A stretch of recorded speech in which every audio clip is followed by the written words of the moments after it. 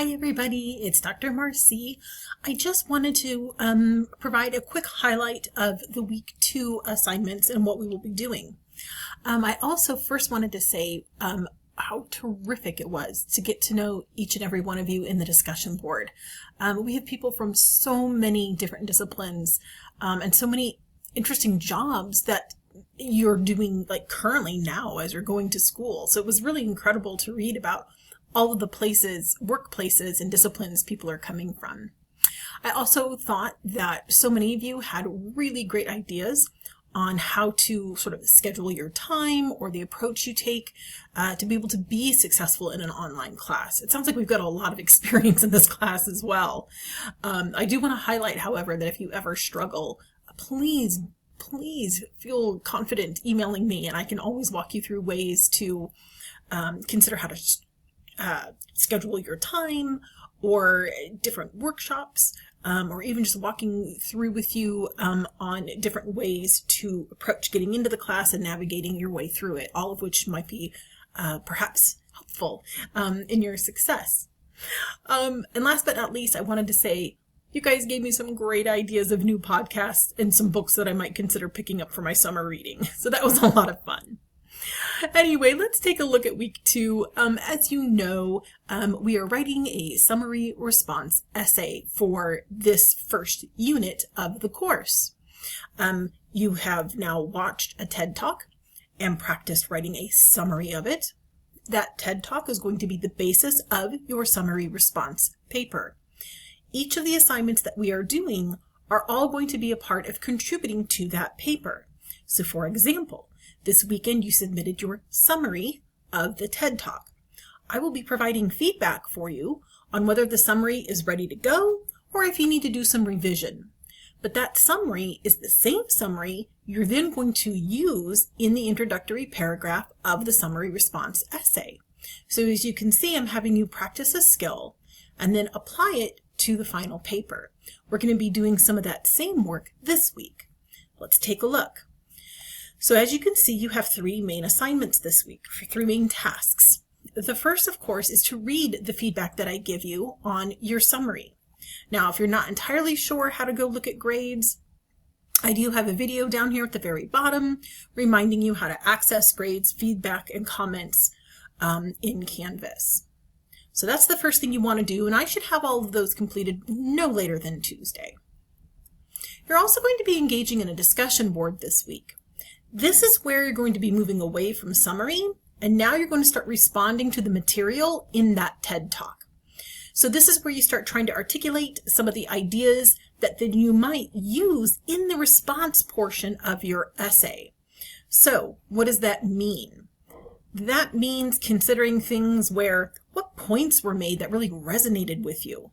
Maybe you've had similar experiences, or you've read other things or watched a documentary that kind of, pointed to the same thing, or again, maybe you know someone else who went through the experience, or you thought about that on your own. So, where are there points that really resonated for you, that clicked for you, that piqued your interest, or maybe you had previous knowledge or research connected to it?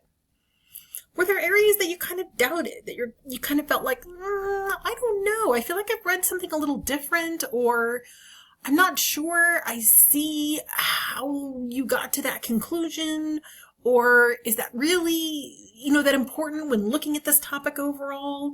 Are there places where maybe you doubted or questioned? And it's okay. It's okay to have both, right?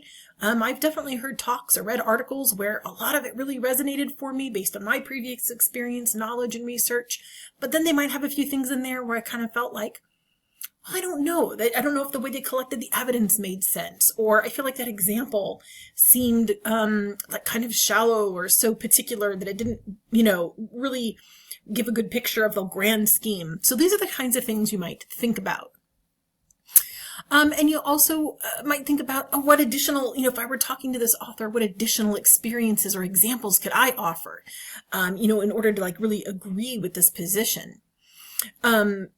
Were there other ideas within the issue itself that sort of got raised in your mind now that you started thinking about it? So these are all the kinds of things that you're going to be thinking about in the discussion board. This also gives you a chance to see what other students have said. because that might induce further thinking on your part that you hadn't considered. Why is that important? Because when you go to write the essay, you'll be using not only the things that you said, but the additional ideas, the growth of your thinking about that TED Talk that you were able to get from looking to what other students said about the same TED Talk. So those are some of the things I want you to think about. The other thing that you have this week, besides working on that discussion board, and again, you might have to watch the TED Talk another time or two, download the transcript to be able to get the material, the information. Towards the end of the week, now that you've had a summary and you've had my feedback on your summary, you've had an opportunity to discuss and respond to the TED Talk, now you're going to be writing your rough draft of the essay so that you can start to put this all together.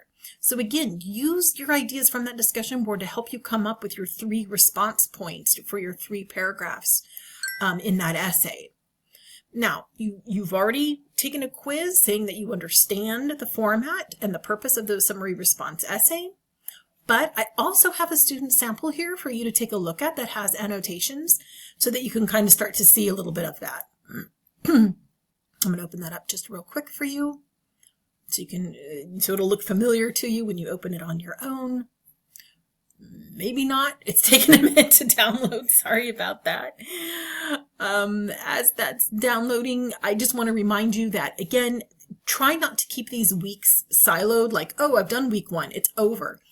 Remember that you'll want to probably go back and reference some of the information from week 1 because all of these things sort of come together.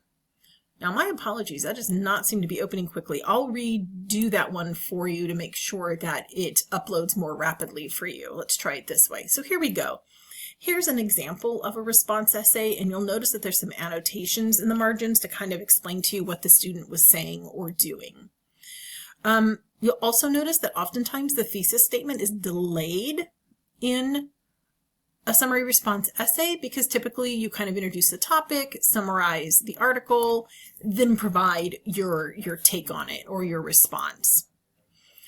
So again, 3 tasks: looking at the feedback, doing any revisions that you need to do to your summary, participating on the discussion board, and writing the draft of that summary response paper. Oh, and by the way, don't forget we've got the Writing Center who will be a huge help if you're struggling. I also give extra credit points when you've gone. So keep that in mind if that's a little extra motivation. All right, fantastic, folks. That's everything. I hope you have a terrific week. Again, keep going back to those modules so you can see the sequencing of what we're doing. And I will just be excited and looking forward to reading your summaries and discussion board.